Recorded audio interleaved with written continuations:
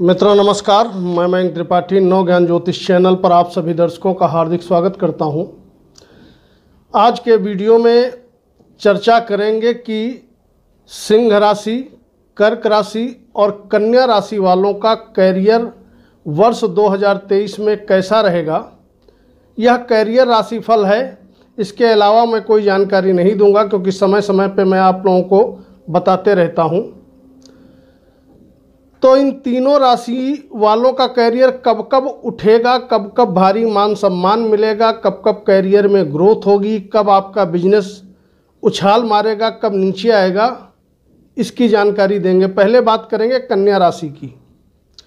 कन्या राशि में जो नौकरी का डिपार्टमेंट होता है, जो कर्म क्षेत्र के मालिक होते हैं और जो लग्न के मालिक होते हैं, यह दोनों ही डिपार्टमेंट बुध ग्रह के पास होते हैं।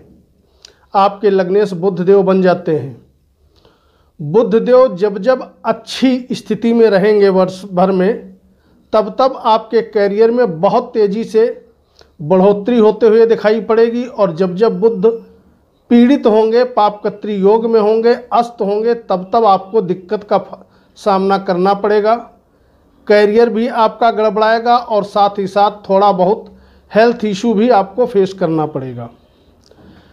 कन्या राशि वालों के लिए जो सबसे बढ़िया समय है वह समय है 7 जून से लगा करके 8 जुलाई तक। इस बीच में अगर आप नौकरी कर रहे हो तो नौकरी में आपका बदलाव भी हो सकता है, मनचाही जगह पे ट्रांसफ़र भी हो सकता है, भारी मात्रा में मान सम्मान भी आपको मिलेगा। अगर पहले से नौकरी में हो तो नौकरी आपकी उन्नति की तरफ आपको ले जाएगी, आपका प्रमोशन भी हो सकता है, सैलरी भी बढ़ सकती है। इस तरीके के योग इस वर्ष 7 जून से लगा करके 8 जुलाई तक बने हैं, क्योंकि बुध महाराज इस समय बहुत ही अच्छे पोजीशन में रहेंगे। अगर व्यापार देखें तो व्यापार के मालिक बन जाते हैं आपकी कुंडली में गुरु महाराज, अपने स्थान से द्वितीय बैठे हैं। तो व्यापारियों को तो किसी भी प्रकार की कोई टेंशन ही नहीं लेनी है। वर्ष पर्यंत आपका व्यापार ठीक चलेगा, लेकिन मानसिक अशांति बहुत ज़्यादा रहेगी। अगर आप व्यापारी हैं, व्यापारी हो तो आपको उपाय करने की ज़रूरत पड़ेगी, और उपाय आपके लिए सर्वोत्तम एक ही रहेगा कि व्यापार के मालिक को आप जितना ज़्यादा बल दे दोगे उतना ही स्मूथली आपका व्यापार चलता रहेगा। आपको ओम ग्राम ग्रीम ग्रौम सह गुरुवे नमः या तो इस मंत्र का जप करना है, और या तो फिर आप प्रतिदिन आदत डाल लीजिए वर्ष 2023 में कंठ पर, मस्तक पर, नाभि पर टीका लगाएं। मस्तक पर अगर टीका लगाते हुए शर्म आ रही है तो हल्का सा कंठ पर, नाभि पर और सर पर टीका लगा लें, उतना ही बहुत है। इसके बाद अब बात करेंगे अगली राशि कर्क की। यदि आपकी चंद्र राशि कर्क है तो इस वर्ष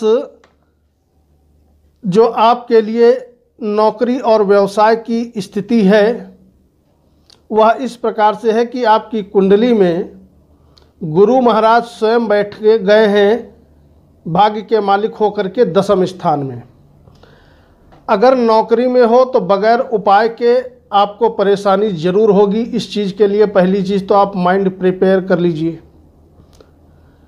क्योंकि यहाँ पर गुरु भाग्येश होकर के कर्म भाव में बैठे हैं, राहु के साथ बैठे हैं और साथ ही साथ शनि महाराज की दृष्टि में हैं। डबल चक्रव्यूह में गुरु फंसे हैं। आपको बहुत कुछ देना चाहते हैं, धन भी देना चाहते हैं, भूमि भवन मकान भी देना चाहते हैं, लेकिन एक ग्रह को जब 2 पापी ग्रह जकड़े हुए हैं तो ऐसे में दिक्कत तो आपको होगी ही होगी। अगर आप उपाय नहीं करोगे तो बहुत ज़्यादा परेशानी में पड़ जाओगे।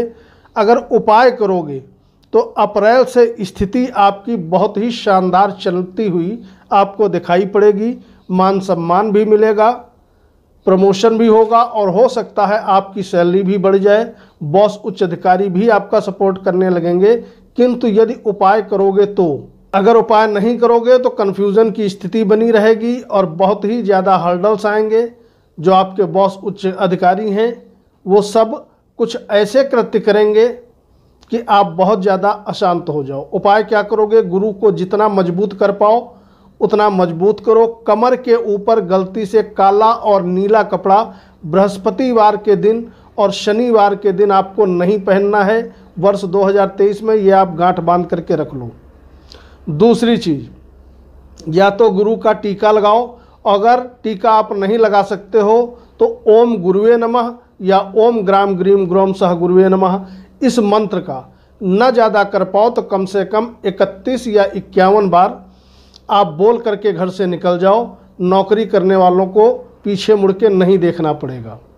अब मान लिया आपकी चंद्र राशि कर्क है और आप व्यापार कर रहे हैं तो व्यापार में भी धन आएगा, नो डाउट।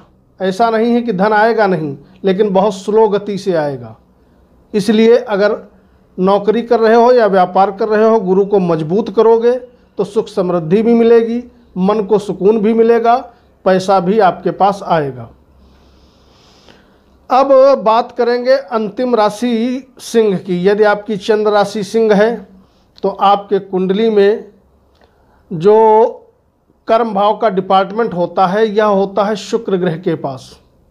दिमाग में बैठा लो, जब जब शुक्र गोचर में अच्छी स्थिति में जाएंगे तब तब जबरदस्त तरीके से आपको लाभ होगा, किंतु जब जब शुक्र पीड़ित होंगे, पापकत्री योग में होंगे, तब तब आपको दिक्कत का सामना करना पड़ेगा। तो अगर आप नौकरी कर रहे हो तो 6 अप्रैल से लगा करके 29 मई तक शुक्र मालव योग भी बनाएंगे और लाभ भाव में रहेंगे, यानी कि आपके दसम भाव में रहेंगे और आपके एकादश भाव में रहेंगे। दसम भाव में जब ये रहेंगे तब मालव योग बनाएंगे और जब ये एकादश में रहेंगे तो आपके कार्यक्षेत्र से आपको लाभ होगा। इसका मतलब ये रहा कि ये जो समय रहेगा बहुत ही गजब का रहने वाला है सिंह राशि वालों के लिए।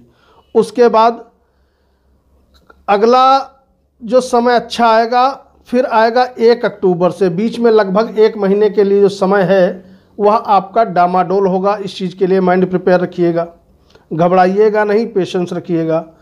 फिर उसके बाद जब शुक्र महाराज आपके लग्न पे जाएंगे, यानी 1 अक्टूबर से लगा करके 2 नवंबर तक ये सिंह राशि में रहेंगे, आपके लग्न पे रहेंगे। जब ये लग्न पे रहेंगे उस समय भी आपका व्यापार जबरदस्त तरीके से उछाल मारेगा। शनि के साथ इनका सप्तम योग भी बनेगा, तो व्यापार और नौकरी उस समय गजब की चलेगी। इसके बाद शुक्र महाराज नीच के हो जाएंगे। नीच के ये होंगे लगभग 3 नवंबर से लगा करके 28 नवंबर तक। तब आपके नौकरी में फिर आपको डाउनफॉल होते हुए दिखेगा। डाउनफॉल और कुछ नहीं होगा, थोड़ा आपको परिश्रम अधिक करना पड़ेगा और कोई विशेष आफत नहीं आने वाली है। यानी कि आपके लिए लगभग कुल मिला जुला करके अगर देखें तो स्थिति पूरा वर्ष नौकरी के लिए ज़बरदस्त है। अगर आप नौकरी में हो, अगर व्यापारी हो तो व्यापार आपका शानदार तरीके से वर्ष पर्यंत चलता रहेगा, इसमें कोई डाउट नहीं है। बीच में व्यापार आपका थोड़ा स्लो एक बार पड़ेगा जब सूर्य का और शनि का सप्तम का योग बनेगा। ठीक दोनों आमने सामने होंगे। सिंह राशि में जब सूर्यदेव गोचर करेंगे उस समय थोड़ा परेशानी आप अनुभव करोगे, तो वो भी कोई खास परेशानी नहीं रहेगी।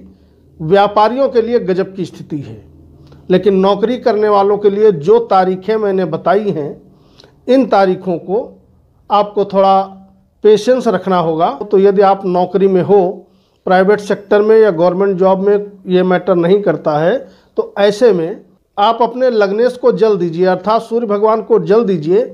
और यदि समय निकाल सकते हो तो 21-31 बार ओम शुभ शुक्राय नमः या सिंपल सा मंत्र ओम शुक्राय नमः, इस मंत्र का भी यदि आप जप कर लोगे तो स्थिति वर्ष पर्यंत अच्छी बनी रहेगी। मयंक त्रिपाठी को अनुमति दीजिए। नमस्कार।